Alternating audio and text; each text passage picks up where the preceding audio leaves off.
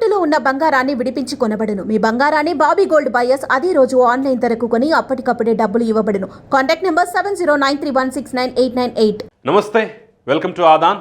గుర్తుపెట్టుకోండి, నేను కిషోర్ కుమార్. ఈరోజు నేను విశ్లేషించబోయేటువంటి అంశం, వివరించబోయేటువంటి టాపిక్ ఏంటంటే ఆంధ్రప్రదేశ్ అప్పులు. సో ఈ మాట చెప్పగానే సగం మంది స్కిప్ చేసి వెళ్ళిపోతూ ఉంటారు.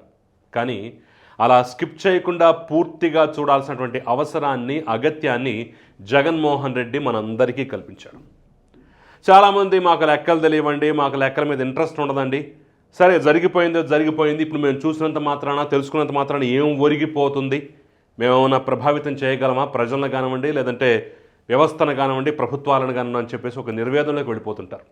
కాసేపు అవన్నీ పక్కన పెట్టండి. ఇవన్నీ తెలుసుకోండి. మన రాష్ట్ర పరిస్థితి ఏ విధంగా ఉందో తెలుసుకోండి. వీటన్నింటినీ ఎన్నికల సమయంలో మరొక్కసారి గుర్తు తెచ్చుకొని తీర్పిచ్చే ముందు జాగ్రత్త పడండి. లేకపోతే గత 5 ఏళ్లలాగా మన భవిష్యత్ అనేది ఖచ్చితంగా బద్నామైపోతుంది, మరొక్కసారైనా సరే తప్పుడు తీర్పిస్తే.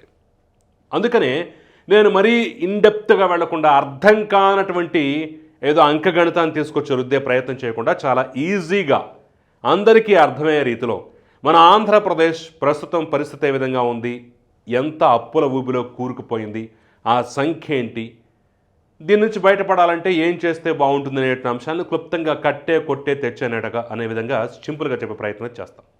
ఒకసారి మనం చూసినట్లయితే ఆంధ్రప్రదేశ్ ప్రభుత్వం తొందరలోనే, మహా అయితే మరికొన్ని రోజుల్లో, రేపు 18వ తారీఖునే శ్వేతపత్రం, ఆర్థిక వ్యవస్థ మీద, ఆర్థిక పరిస్థితి మీద శ్వేతపత్రం విడుదల చేయబోతుంది. సో శ్వేతపత్రం అంటే ఒక ప్రభుత్వం తన పనిని ప్రారంభించే ముందు, తన పరిపాలన ప్రారంభించే ముందు, అయ్యా ఆర్థిక పరిస్థితి ఈ విధంగా ఉంది, ఈ శాఖలో ఈ విధంగా ఉందని చెప్పేసి ముందుగా చెప్పి, ఆ తర్వాత తన పరిపాలన ప్రారంభించి లాస్ట్లో ఆ రోజు ఇలా చెప్పాం కదా, ఈ రోజుకి ఇప్పటికి ఇంత మార్పు తీసుకొచ్చాం, ఇంత బాగు చేసాం అని చెప్పేసి ఒక ప్రోగ్రెస్ రిపోర్ట్ లాగా మన ముందు చూపించి ఆ తర్వాత ఎన్నికలకు పెడతారు. సో ఆ నేపథ్యంలో శ్వేతపత్రం విడుదల చేస్తారు. ఇదిగో అప్పులు ఇన్ని, ఆదాయం ఇంత, మిగతావన్నీ ఇంత అని చెప్పేసి డీటెయిల్గా చెప్తారు. వీళ్ళ పరిపాలనా కాలం ముగిసే సమయానికి మేమేం పెంచాం, ఏం తగ్గించాం, ఏ రకంగా చేసాం అనేది ఒక్కసారి చూపించుకునే ప్రయత్నం చేస్తాం. అందుట్లో భాగంగా ఇంకా అఫీషియల్గా రిలీజ్ కాకపోయినా సరే ప్రస్తుతానికి తెలుస్తున్నటువంటి, అంటే ప్రభుత్వమే డైరెక్ట్గా చెప్తున్నటువంటి లెక్కలు ఏంటి అనేది ఒకసారి మనం చూసినట్లయితే, ఒక్కసారి అప్పుల పరిస్థితి ఏ విధంగా ఉందో ఒకసారి చూసినట్లయితే, ఏపీకి ఉన్నటువంటి అప్పులు, రాష్ట్ర అప్పులు ప్రస్తుతం 14 లక్షల కోట్ల పైచిలుకు. 1 కాదు, 2 కాదు, 3 కాదు, 14 లక్షల కోట్ల పైచిలుకు అప్పు ప్రస్తుతం ఆంధ్రప్రదేశ్కు ఉన్నట్లుగా అయితే చాలా క్లియర్గా లెక్కలు తెలుస్తున్నాయి. బహుశా శ్వేతపత్రం రిలీజ్ అయ్యే టయానికి ఇంకా ఇన్డెప్త్గా ఇంకా లెక్కలు తెలిసి ఇది పెరగొచ్చు, లేదంటే ఆ రోజు అందాజుగా ఒక లెక్క ఇచ్చాము, అంత కాదండి ఇంతే ఉందని చెప్పేసి తగ్గొచ్చు. కానీ ప్రస్తుతం ప్రభుత్వం చెప్తున్నటువంటి అంశాలను బట్టి చూసినట్లయితే రేపు 18వ తారీఖున ఆర్థిక పరిస్థితి మీద, అప్పుల మీద, అన్నిటి మీద శ్వేతపత్రం విడుదల చేయబోతున్నారు. ఆలోగా వాళ్ళు ఇచ్చినటువంటి లెక్క ఏంటంటే 14 లక్షల కోట్లు. మరి ఇంత అప్పు ఎందుకు చేయాల్సి వచ్చింది, ఏ రకంగా చేయాల్సి వచ్చింది అనేది ఒక్కసారి మనం పరిశీలించాలంటే, అసలు మన రాష్ట్రం ఎంత అప్పుతోటి ప్రారంభమైంది అనేది ఒక్కసారి తెలుసుకున్నట్లయితే ఆ తర్వాత అన్ని వివరాలు, అది సక్రమంగా ఉపయోగించబడిందా, అక్రమంగా ఉపయోగించబడింది అనేది మీకే అర్థమైపోతుంది. ఒకసారి మనం చూద్దాం. కొంచెం లోతులకు వెళ్తాను, మరీ ఎక్కువ కాకపోయినా. ఆంధ్రప్రదేశ్ అప్పుల చిట్టా ఏ విధంగా ఉందంటే, జూన్ 1, 2014 అంటే రాష్ట్ర విభజనకి ఒక్కరోజు ముందు, అంటే ఉమ్మడి రాష్ట్రంలో అన్నమాట. జూన్ 1, 2014 జూన్ 2న రాష్ట్ర విభజన జరిగింది. అప్పటికి 1,66,522.32 లక్షల కోట్లు, అంటే 1,50,000 కోట్లకు పైచిలుకు అప్పు ఉమ్మడి ఆంధ్రప్రదేశ్లో ఉంది. అంటే తెలంగాణ, ఆంధ్రప్రదేశ్ రెండింటినీ కలిసి ఉన్నటువంటి పరిస్థితుల్లో అప్పటి అప్పు ఆ విధంగా ఉంది. ఆ తర్వాత రాష్ట్రాలు విడిపోయాయి కాబట్టి జనాభా దామాషా ప్రకారం అప్పులను కూడా తెలంగాణకి, ఆంధ్రకి విడగొట్టి ఇచ్చారనమాట. సరే, మనకు ఆదాయం లేకపోయినా జనాభా ఎక్కువ కాబట్టి మన జాబితాగా, మన వాటాగా తెలంగాణ కన్నా ఆంధ్రప్రదేశ్కి అప్పు ఎక్కువ వచ్చిందనమాట. జూన్ 2, 2014కి 97,123.93 కోట్లు, దాదాపుగా 1,00,000 కోట్లకి కాస్త అటు ఇటుగా ఉందన్నమాట. ఇంచుమించుగా చెప్పుకోవాలంటే 1,00,000 కోట్ల అప్పుతోటి ఆంధ్రప్రదేశ్ రాష్ట్రం విడిపోయి తన ప్రయాణాన్ని ప్రారంభించింది కదా. ఆ తర్వాత 2019 మే చివరకు అనుకోవచ్చు, అంటే 5 ఏళ్ల టైం. చంద్రబాబు నాయుడు ఎన్నికల ఫలితాల తర్వాత ఆయన దిగిపోయి జగన్మోహన్ రెడ్డి ఎక్కే టయానికి ఎంత ఉందయ్యా అంటే చంద్రబాబు నాయుడు 5 సంవత్సరాల పరిపాలనా కాలంలో చేసినటువంటి అప్పు లేదా మొత్తం అప్పు ఎంత ఉందయ్యా అంటే 2,64,451 కోట్లు. అంటే ఉమ్మడి రాష్ట్రంలో వచ్చినటువంటి పాత అప్పు ప్లస్ కొత్త అప్పు మొత్తం కలుపుకుంటే ఎంత వచ్చింది అంటే చంద్రబాబు నాయుడు 1,67,328 కోట్ల రూపాయలని అప్పు చేశారు. తన 5 ఏళ్ల పరిపాలనా కాలంలో రాష్ట్రం 1,00,000 కోట్ల అప్పుతో విడిపోయినటువంటి నేపథ్యంలో ఆ తర్వాత తాను పరిపాలనా బాధ్యతలు చేపట్టి 5 ఏళ్లు పరిపాలించిన తర్వాత చంద్రబాబు నాయుడు చేసిన అప్పు ఎంత అయ్యా అంటే 1,67,328 కోట్లు. సో అది ఇది కలుపుకుంటే టోటల్గా 2,64,451 కోట్ల అప్పుతోటి జగన్మోహన్ రెడ్డి తన పరిపాలనని ప్రారంభించాడు. దీనికే అప్పులో కుప్ప చేశారు. ఏది 1,67,000 ఎక్స్ట్రా ఆయన పరిపాలనా హయాంలో చేసినటువంటి 1,67,328 కోట్లకే అప్పులో కుప్ప చేశారు, అప్పుల ఆంధ్రప్రదేశ్ చేశారు, కుక్కలు చింపిన విస్తర చేశారని రకరకాలుగా వ్యాఖ్యానాలు చేశారు వైఎస్ఆర్ కాంగ్రెస్ పార్టీ వాళ్ళు. ఆ ప్రభుత్వం చేసింది, ఆ నేతలు చేశారు. ఇక అసెంబ్లీలో బయట చెప్పకూడని భాషలో మాట్లాడారు. కట్ చేస్తే ఈరోజు ప్రభుత్వం 2024కి ప్రస్తుత అంచనా ఇంకా శ్వేతపత్రం విడుదల చేయలేదు. 14 లక్షల కోట్ల పైచిలుకు అప్పు ఉన్నట్టుగైతే తెలుస్తోంది. అంటే జగన్మోహన్ రెడ్డి తన పరిపాలనా కాలంలో తన 5 ఏళ్ళు అంటే 2019 నుంచి 24 వరకు తన పరిపాలనా కాలంలో దాదాపుగా 11 లక్షల కోట్ల పైచిలుకు అప్పు చేశాడు. 11,35,549 కోట్లు ఇంకా చిల్లర. సరే ఇంకొక 50,000 కోట్లు ఎక్స్ట్రా వేసుకుంటే సరే మనం రౌండ్ ఫిగర్ వేసాం కాబట్టి మొత్తానికి ఒక 11 లక్షల కోట్ల పైచిలుకు అప్పు అయితే జగన్మోహన్ రెడ్డి చేశారు. ఎంత తేడా!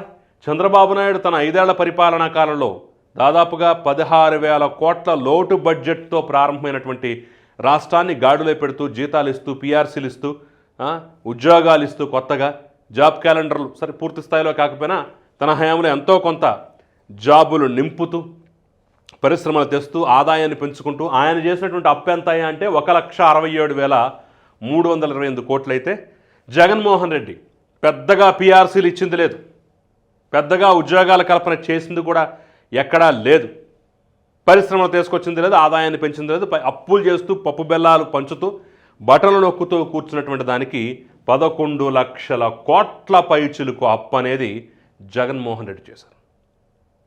ఇది కాకిలెక్కలుగా చెప్పట్లేదు. ఇంకా బెస్ట్ ఎగ్జాంపుల్, ఇంతకు మించినటువంటి బెస్ట్ ఎగ్జాంపుల్ ఇంకోటి కూడా నేను చూపించేటటువంటి ప్రయత్నం చేస్తాను.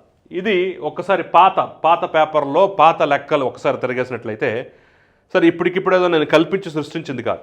2022-23 ఆర్థిక సంవత్సరంలో కొత్తగా చేసినటువంటి అప్పులు ఎంతయా అని చెప్పేసి ఆ రోజు పార్లమెంట్లో కానివ్వండి లేదంటే ఆర్థిక నిపుణులు చెప్పినటువంటి అంచనాలను బట్టి ఈనాడు పేపర్లో వచ్చినటువంటి లెక్క. ఆ ఒక్క సంవత్సరమే ఆర్థిక సంవత్సరం ఒక్క సంవత్సరమే 1,00,000 కోట్ల అప్పు చేశారు. చంద్రబాబు నాయుడు తన పరిపాలనా కాలం మొత్తానికి చేసినటువంటి అప్పు ఎంతైతే ఉందో ఇంచుమించుగా అంతే అప్పును ఒక్క సంవత్సరంలో చేసి పడేశారు జగన్మోహన్ రెడ్డి. మరి 11 లక్షల కోట్లు కావా అంటే మొత్తం కలిపితే 14 లక్షల కోట్ల పైచులకు కావా అంటే ఎందుకు కావు? చూడండి, మీరే చూడండి. డిసెంబర్ 28 వరకు మార్కెట్ రుణాలు 45,300 కోట్లు, కేంద్ర ప్రభుత్వ రుణాలు 4,000 కోట్లు, లెక్కర్ బాండ్లు 8,300 కోట్లు, ప్రభుత్వ కార్పొరేషన్ ద్వారా 12,000 కోట్లు, పెండింగ్ బిల్లులు 35,000 కోట్లు, మొత్తం ఏడాది అప్పు 1,04,600 కోట్లు. సరే అప్పటికి మొత్తం రుణభారం 9 లక్షల కోట్ల పైచిలకు అని చెప్పేసి చెప్పారు. మధ్యలో కార్పొరేషన్ రుణాలు, ఆ రుణాలు, ఈ రుణాలు మొత్తానికి ఏవైతే తవి తీస్తే చాలా పెద్ద ఎత్తున అప్పుల చిట్టా పెద్ద ఎత్తున చేసి 14 లక్షల కోట్లకు చేరుకున్నట్టుగా ప్రస్తుత ప్రభుత్వం చెప్తోంది. సరే డీటెయిల్ రిపోర్టు 18వ తారీఖున మనకు ఎలాగ వస్తుంది. అక్కడ అంటే మనం అర్థం చేసుకోవాల్సింది మొత్తం 1,00,000 కోట్ల రూపాయలు ఒక్క సంవత్సరంలోనే చేసి పడేశారంటే మరి 5 ఏళ్లలో ఏ రకంగా డైరెక్ట్గా ఇండైరెక్ట్గా కార్పొరేషన్ల ద్వారా వీటి ద్వారా తాకట్లు పెట్టి ఈ చేసి ఎన్ని లక్షల కోట్ల అప్పులు చేశారో అర్థం చేసుకోవచ్చు. పోనీ ఇంత సాధించింది ఏమన్నా ఉందంటే 2 లక్షల కోట్లు 2.5 లక్షల కోట్లు సుమారుగా మేము బటన్ నొక్కి డైరెక్ట్ బెనిఫిట్ స్కీమ్ కింద ప్రజలకు వేసామంటున్నారు. మిగిలినటువంటి వడ్డీలు కానివ్వండి, ఇంకా ఇతరత్ర అంటే జీతాలు కానివ్వండి, అవి కానివ్వండి కానీ కొన్ని లక్షల కోట్లు పోతాయనుకుందాం. ఎంత పోయినా కానీ కనీసం 4-5 లక్షల కోట్లన్నా సరే మిగలాలి కదా, చూపించాలి కదా. ఏంటి మొత్తానికి మొత్తం 11 లక్షల కోట్ల అప్పు అంటే మరి ఏ రకంగా అర్థం చేసుకోవాలి? ఆయన సొంతంగా మొత్తం రాష్ట్ర అప్పు మొత్తం టోటల్గా కలుపుకుంటే 14 లక్షల కోట్ల పైచులకు వెళ్ళిపోయింది. ఎఫ్ఆర్బిఎం పరిమితులు దాటేసి ప్రత్యేకంగా తెచ్చుకుని ఆఖరికి కరోనా సమయంలో కూడా బీభత్సమైనటువంటి అప్పులు. అసలు మొన్న దిగిపోయే ముందు కూడా 4,000 కోట్లు 1,000 కోట్లు 2,000 కోట్లు ఇలా ఇండెంట్ పెట్టి మరీ తెచ్చుకున్నటువంటి పరిస్థితి ఆర్థిక శాఖ దగ్గర, ఆర్బీఐ దగ్గర. దాదాపుగా ప్రతి మంగళవారం బొగన్ రాజేంద్రనాథ్ రెడ్డి ఢిల్లీలోనే గడిపేవాడు. ఆర్బీఐ దగ్గరే పడిగాపులు కాసేవాడు. బాండ్ల వేలాలని అదని ఇదని అప్పులు తెచ్చుకొని పప్పు బెల్లాలు ఇచ్చుకుంటూ గడిపినటువంటి పరిస్థితి. ఇవన్నీ గుర్తుకు తెచ్చుకుంటే రేపటి రోజున మన భవిష్యత్తు ఏ విధంగా ఉండబోతుందో అర్థం చేసుకోవాలి. అట్ ద సేమ్ టైం నూతన ప్రభుత్వం కూడా ఆదాయ వనరులు ఏ విధంగా ఉన్నాయో వాటన్నిటిని అంచనా వేసి ఆదాయ వనరులు కల్పించుకుంటూ సంపద సృష్టికి మార్గాలు వెతుక్కుంటూ పరిశ్రమలకు ద్వారాలు తెరుచుకుంటూ కొత్త పరిశ్రమల ఏర్పాటుకు అనువైన వాతావరణాన్ని కల్పించుకుంటూ ఇలా 1 కాదు 2 కాదు లెక్కకు మించినటువంటి పనులు చేయాల్సినటువంటి అవసరం ఉంది. ఈ అప్పుల కుప్ప నుంచి ఈ భారం నుంచి ఇప్పట్లోగా అంటే సమీప భవిష్యత్తులో వెంటనే ఆంధ్రప్రదేశ్ గట్టెక్కే పరిస్థితి అయితే లేదు. కాలు చేయాలని పరిస్థితుల్లో కొత్త ప్రభుత్వం కూడా ఎంతో కొంత అప్పు చేయాల్సిన పరిస్థితి అయితే రావచ్చు. అయితే వేళలాగా లక్షల కోట్ల అప్పులు తీసుకొచ్చి భవిష్యత్తును అగమ్యగోచరంగా గందరగోళం చేయకుండా సహేతుకమైనటువంటి అప్పులు చేస్తూ పాత అప్పుల్ని పూడ్చుకుంటూ ఆదాయ వనరులు సృష్టించుకుంటూ సంపద సృష్టించుకుంటూ ఈ రాష్ట్రాన్ని గాడిలో పెట్టాల్సినటువంటి గురుతర బాధ్యత అయితే కూటమి ప్రభుత్వం మీద ఉంది. ఇది జగన్మోహన్ రెడ్డి మనకు మిగిల్చినటువంటి అతిపెద్ద చేదు జ్ఞాపకం. సో మరి దీన్ని మీరు ఎలా చూస్తారు? మీ విశ్లేషణ ఏంటి? మీ అభిప్రాయం ఏంటనేది నాకు ఫస్ట్ కమెంట్ రూపంలో తెలియజేసే ప్రయత్నం చేయండి. అంతకన్నా ముందు ఈ వీడియోని లైక్ చేయండి, 10 మందికి షేర్ చేయండి.